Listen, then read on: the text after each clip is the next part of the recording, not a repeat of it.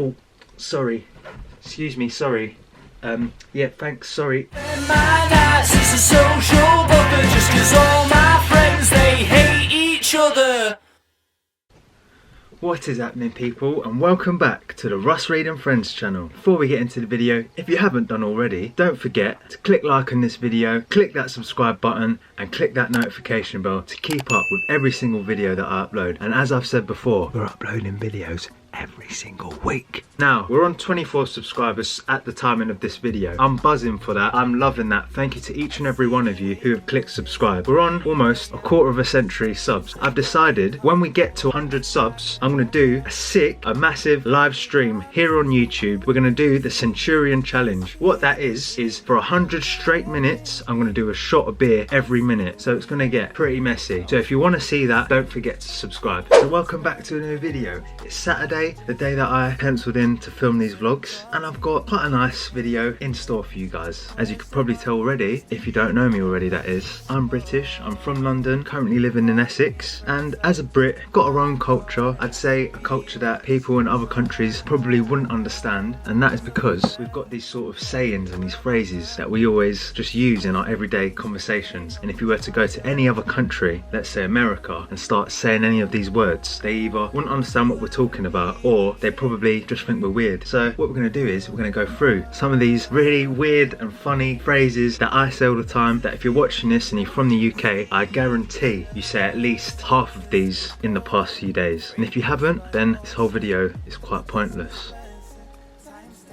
Nevertheless, let's get on with the video. So, in true Russ Read and Friends fashion, I've made up a list on my notes. It's not a Russ Read and Friends video without me somehow including a list. I have to do it, it's just how I work. Look at this list. Number one I've put is, I don't say this all the time, I've said it before, I've heard loads of people say it, can you turn the big light on? When we talk about the big light, you know which light I'm talking about. This one up here, we call this one the big light. And that also applies to, like, not just to lights. When you go into the supermarket, let's say Tesco, you might say, I want to go to big Tesco. I'm going to the main massive Tesco. In England, we've got Tesco Expresses, which are really, they're the small Tesco's or the little Tesco. No one calls it Tesco Express, it's called the little Tesco. And then if you go into the main one, going to big Tesco. I'm turning a big light on, turning this one on. Next one, this is so funny, especially during the summer, when you're in your garden, when you're walking down the street, any sort of situation you could be in when you're out. If you're walking down the street and you're with someone, going past the house, it's summer, bear in mind, and you can smell that smell. You can smell from someone's garden, or you can see the smoke. You smell it, you go, ooh, someone's having a barbecue. Every single time. I guarantee it, you've said it before. I do it all the time. When I'm in the garden, ooh, neighbour's having a barbecue. I can smell the burgers. It smells lovely. It smells like a barbecue. Always say that if you're from England. Whenever you smell a barbecue, you have to let everyone that you're with know. Because if you don't say it first, they're going to say it. You have to be the one. You have to be the one that realises there's a barbecue going on. And then every time you smell it, you always go, oh, we should do a barbecue soon. We ain't done a barbecue for ages. Every single time. This next one, if you've never said this before ever, I've got to say you're not British. 100% stand by that. If you haven't said this to one of your friends or to one of your mates or someone you know ever, then you can't be British. Let's picture the scene. You're out in the town, let's say local Weatherspoons, having a few drinks. It's a Friday night, pre-COVID, all sitting down, and then you see someone like you used to know in school, and your mate hates this person. They've always hated each other. You go up to your mate, you go, nudge him, go, oh hey, look, it's your best mate. Every single time, every time. If you've not said that before, I refuse to believe that you're British. Next one, obviously right now it's really raining outside, so this one wouldn't apply now, but think forward or think back to the summer. When it gets to like peak summer, it is so hot, and when it does get like this, we love to tell every single person that we know, even though they're experiencing the same weather, we love to tell people about how hot it is. You'll be sitting indoors with your mum, oh it's hot today, ain't it? It's really hot. Even though your mum's she's sitting there with you, or your mate's sitting there with you, they know how hot it is. They'll be like, yeah, it is really hot, ain't it? It's just something we do, and we don't know why we do it, but everyone does it here in England. And then you're sitting there, you've told each other how hot it is. An hour later, you'll be like, oh my god, it's too hot though, ain't it? It is too hot right now. We just love to complain about the weather as well, when we've got such bad weather all the time. And when we get a bit of nice weather, we love it for about an hour, about a day, and then we start complaining. That's just so, I don't know how to describe it, but British. We never get it ever, and then the small period of time we get it, we love it for a short amount of time, and then we start complaining about it. It's just who we are. Sticking to the weather theme now. When it gets anything that's slightly above the norm, like normally rains, when we get like hailstone, we'll go, oh my god, that weather outside is mad. It's mad out there. You don't want to go out there. It's too crazy out there. It's just a bit of hailstone. Let's be honest, it's not that mad, is it? But we just love to over-exaggerate anything to do with the weather. We get the slightest bit of snow, the school's shut down, there's chaos on the roads, can't walk to the shop because you might slip over. We love to exaggerate about the weather when really it's not that bad, is it? Let's be honest. Next one, not something that I say personally, but I know a lot of people that do say this quite often. During the hot weather, you hear anyone when there's a bit of sun, they start going, oh, do you think I got a tan? Have I got a tan yet? All my mates say it. They love it. They love a tan. Now, this phrase, my family never said this phrase. And then as I started meeting new people, it's something that I've sort of adopted. And I say now, which is kind of weird, but the phrase, touch wood. I don't know what the origins are or where it comes from. All I know is when you say something and you hope it doesn't happen,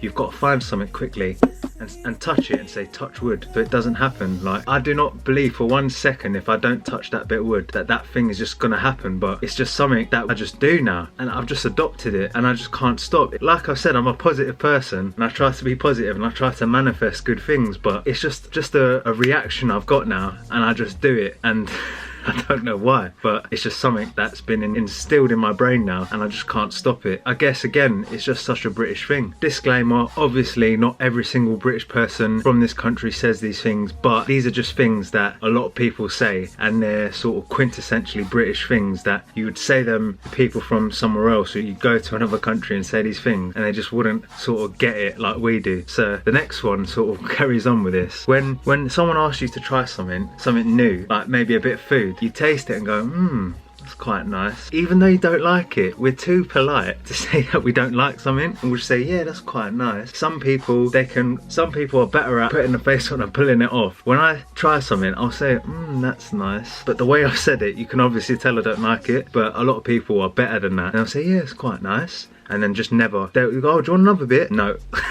We're too worried about hurting people's feelings and we're too polite to not say we don't like it. But then if we get in a situation where there's that episode of Mr. Bean, like the old school Mr. Bean, and he goes to a really fancy restaurant, he orders the steak tartare because it sounds nice. It sounds like a nice piece of steak. If you don't know what steak tartare is, that sounds nice. Yeah, I'll get steak tartare. And it comes and he realizes once it comes, it's a bit of raw meat with a raw egg on it. And he's too polite to send it back or to say he doesn't like it. He goes through the whole episode, he's trying to find ways to get rid of this steak tartare, and he takes a bit of the meat, puts it under the plate, he chucks it in the lady's handbag behind him. Can't remember what else he does with it. He gets rid of it eventually, and at the end, the way it comes over, he goes, oh, how did you like it? Was it nice? He goes, yeah, it was.